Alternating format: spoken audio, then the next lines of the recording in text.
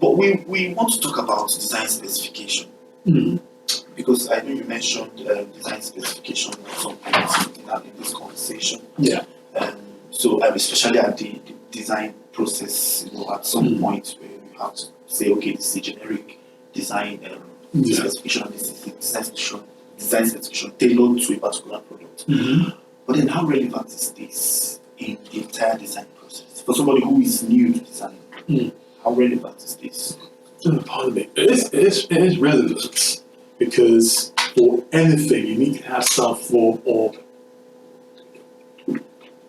can we call it standard? Some form of guideline, so that it controls the scope of what you're trying to do. So it's important to have some form of specification. So an effective specification lives. So when I say it lives, it has to always be updated.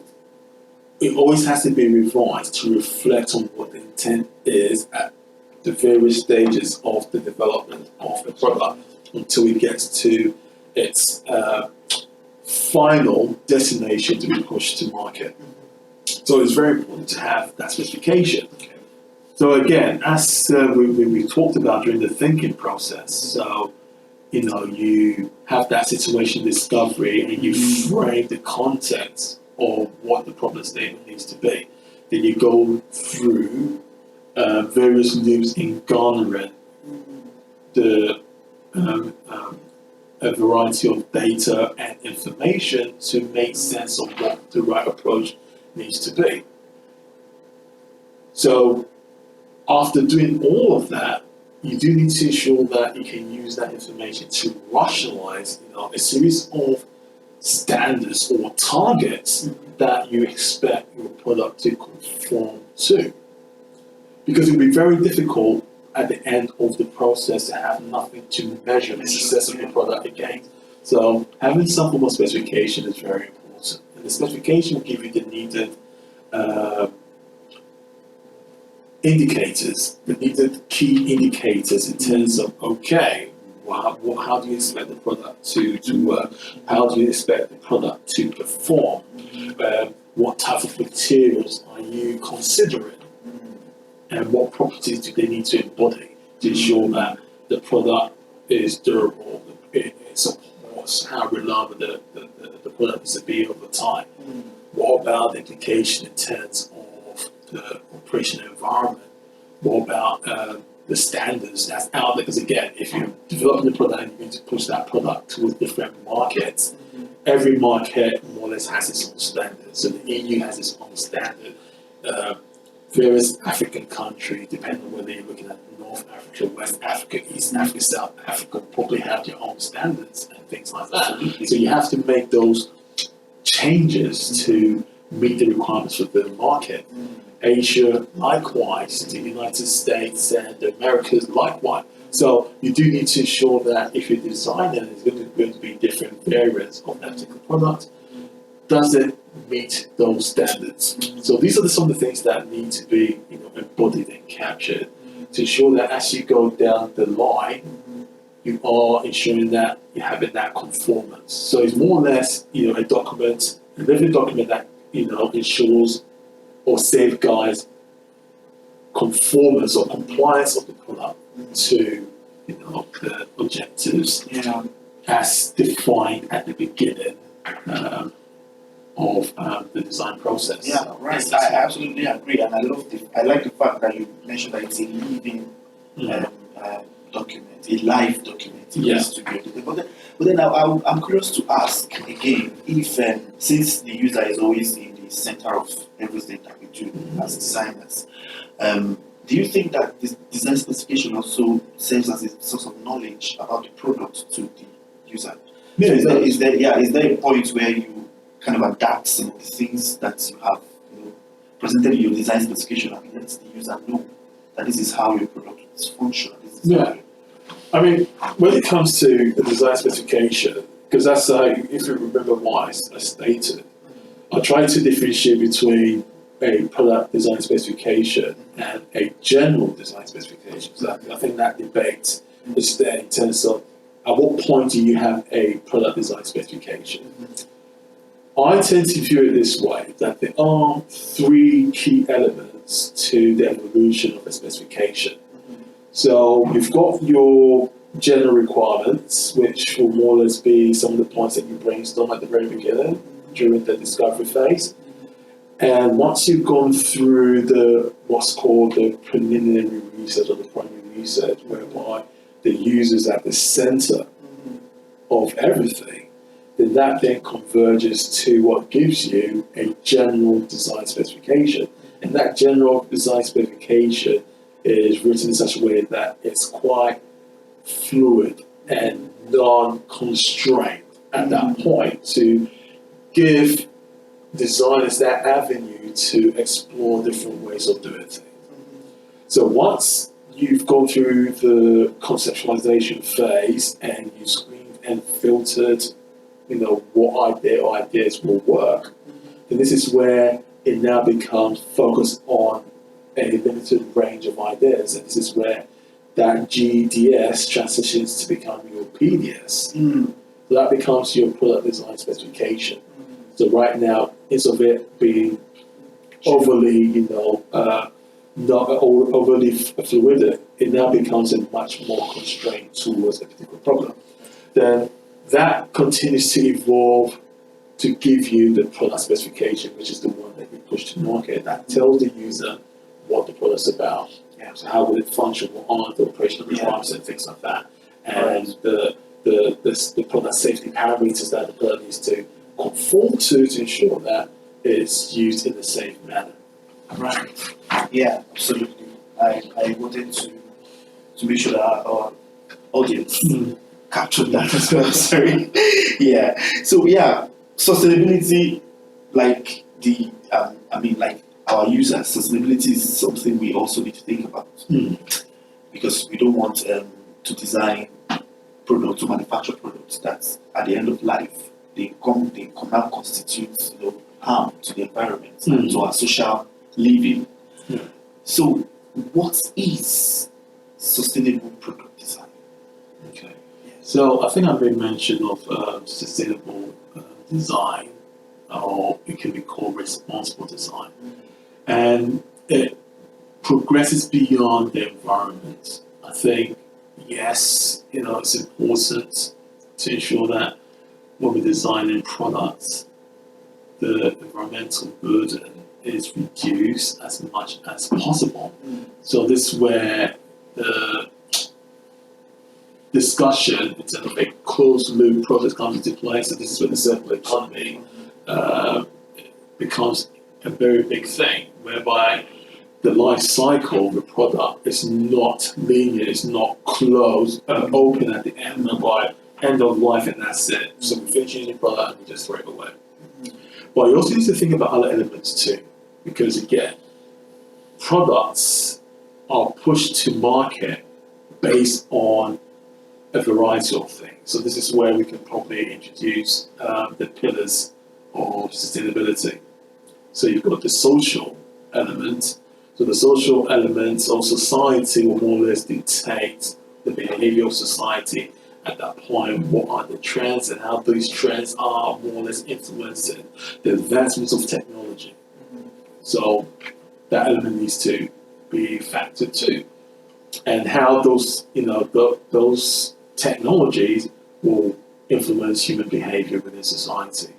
Again, you also need to think about the political element too. So that's also embedded in society, because again, you've got legislation that's popping in and out, and how's that influencing how products are designed, how's that influencing the behavior of the larger demographic.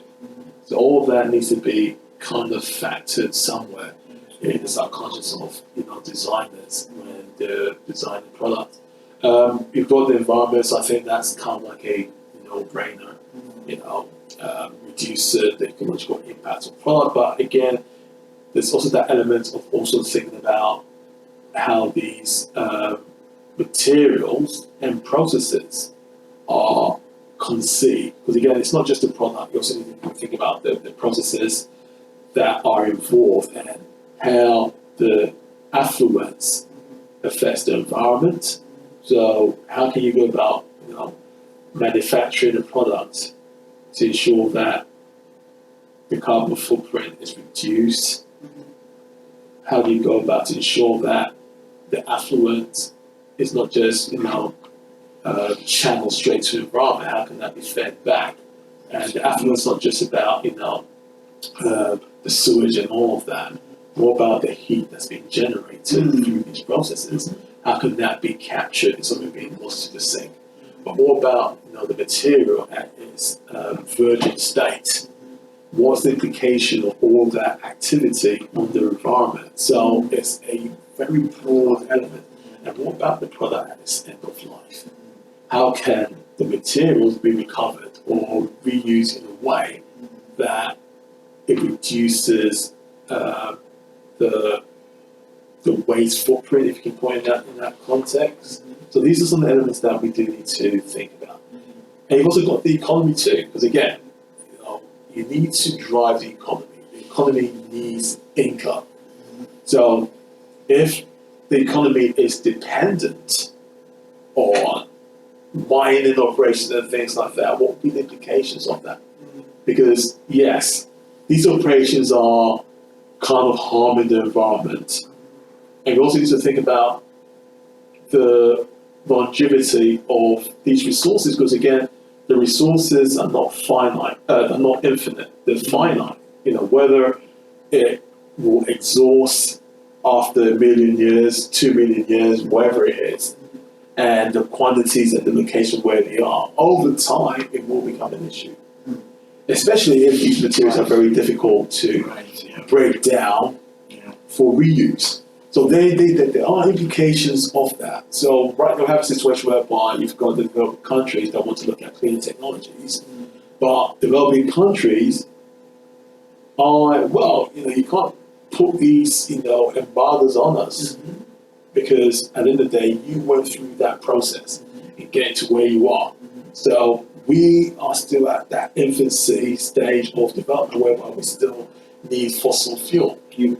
And some countries are dependent on fossil fuels like your crude oil and stuff. So if we go fully electric, what happens to their economy? And that creates a societal issue.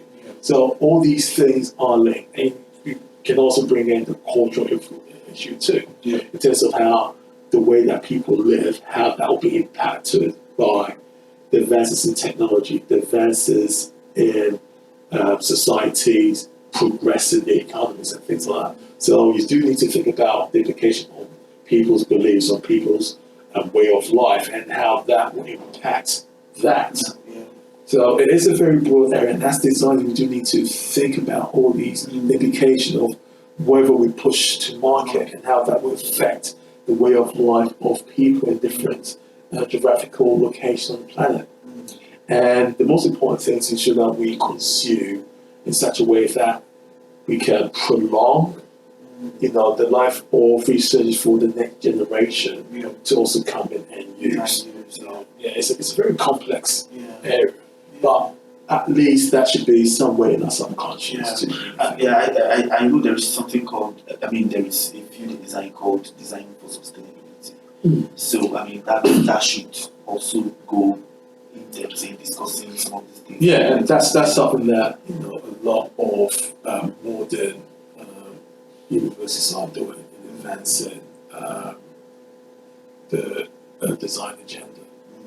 All these elements need to be factored. You shouldn't just be designing for the sake of design. You need to think about the implication of what the needs are of the product in terms of a manufacturing perspective and from a material perspective, because they want to go hand in hand. So you do need to think about what the indications are. So if the product is going to be made out of wood, okay, what systems have been set in place to ensure that wood, timber can be replenished in a much quicker time. And that's more or less the argument, because again, it used to be stated that wood, timber was a renewable resource, but that's not really true. Because once you cut a tree, it takes hundreds of years for it to really mature. So you do need to think about, are there systems in place that if you took out, a few acres of forest, can you then have that safeguarded over time, and to ensure that by the time you get to the next round of felling trees down, you have exactly. So these are some things that need to be. It's a very complex situation, but then as designers we need to keep all these in mind as we proceed. Thank you so much. That was really enlightening as well. We're almost done. Just the last bit. I've had you to speak a lot today. I'm speaking a lot. I'm sorry. but we need, in wrapping this up, we need to actually know where Create for Hope initiative is heading from here. I know there's been some stuff out there, but then this is more like an introduction, a proper introduction of what you are all about and the initiative is all about. So just let us know where you're headed. Well, I mean, the whole vision of this is to kind of create a platform for creators, particularly those from the continent Africa or the Caribbean, to come and showcase our capabilities and to also use this as an avenue to change our mindset to a certain extent in terms of how we approach design. And I think that's more or less the foundation of it. So that's more or less the core. So in terms of breaking these down, to encourage the next generation to get into engineering, product design engineering, that's more or less my primary focus, and I think that's where that imbalance is. Because we have people that are into maintenance and repair operations and things like that. Operational maintenance and all of that, but you don't really have the producers. And as Africa stands at the moment, it's more or less seen globally more as a consumer rather than a producer. And over time, the African economies cannot be dependent on the natural resources.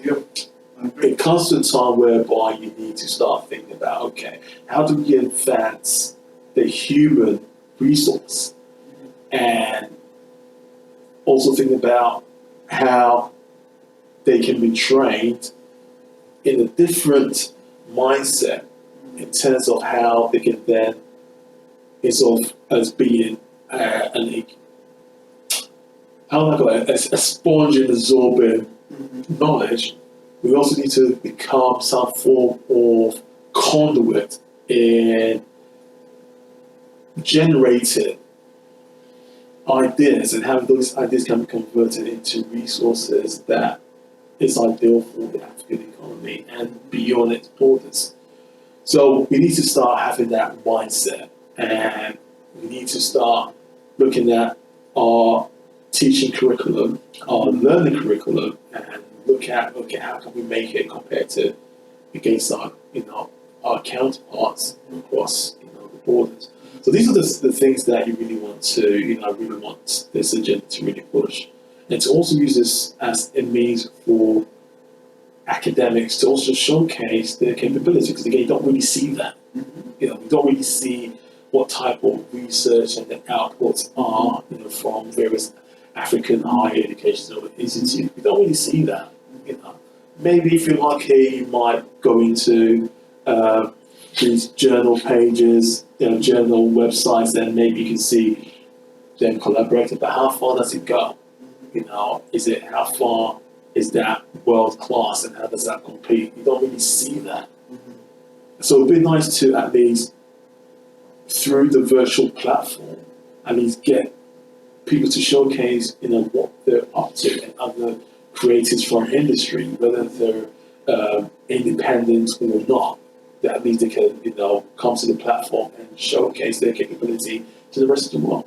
So that's part and parcel of the agenda of that. So at the moment, it's in its infancy, but that's kind of my vision in the long term, to use this as a vehicle to, you know, promote industrial design, design engineering, and hopefully collaborate with some institutions of the continent to drive this initiative moving forward. Wow. So that's where we're going from here. That's kind of like the vision at this point in time. Yeah. So how can people reach you if they want to get in touch with you for possible collaboration, or, you know, if they have questions? Yeah. All that information will be on my YouTube page. So my YouTube page is Create for Hope. So it's CRE8 4 and Hope. HOP. Yeah. So I've got a channel that I've started. I've also got a LinkedIn page. So it's same thing, just Create for Hope, and you'll find me there. So under also Goto. So you'll find me in LinkedIn. I've started a Twitter account, but I'm still wrapping my head around that in terms of, you know, what's Twitter. So I'm still. I know. Honestly, I can't remember my password. So, yeah, that's funny. But you know, even as academics, I think we should engage. You know. Yeah. So that's yeah. so again in terms of my general thoughts and the direction that I want to push this initiative in, and we'll be putting some bits and bobs via Twitter and via LinkedIn. Yeah. But YouTube will more or less be like the main hub in using that as the platform to, you know, continue with the virtual mentor series. So this is where I interview various people within the STEM industry. So yeah, but the main thing is, I mean, it is inclusive. I mean, it doesn't ignore, you know, anyone, whether they're race or creed is. But it's just to more or less put that emphasis on the spotlight on, you know, the Afro-Caribbean sector, because we don't really see that much diversity, particularly in this part of the world. I mean, you can even see in the university. I think now we're beginning to see a bit more people of Black, African, you know, diversity coming into the university, but I think it needs to be pushed more, and we need to, you know, find ways of encouraging the next generation to undertake this element, this component of creativity, because this is the area that will help garner additional income to the economy. I mean, for instance, in the UK, you know, it is almost a 5-10 billion industry, and that's just, you know, for this particular industry alone. We haven't even factored in the part related to manufacturing and all of that. So just think about it, and you've got a continent that has, you know, much of, you know, the global resources there. I agree.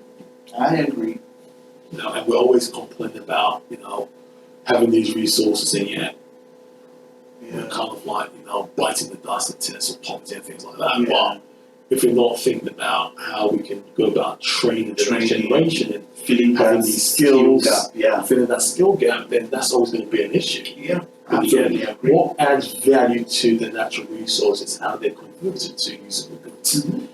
So if that part is not there, you've got the labour to extract the material, and there's no one to convert that to, you know, to have that refined to the type of usable goods that the continent needs, then yes, everything will be dictated by the Western world.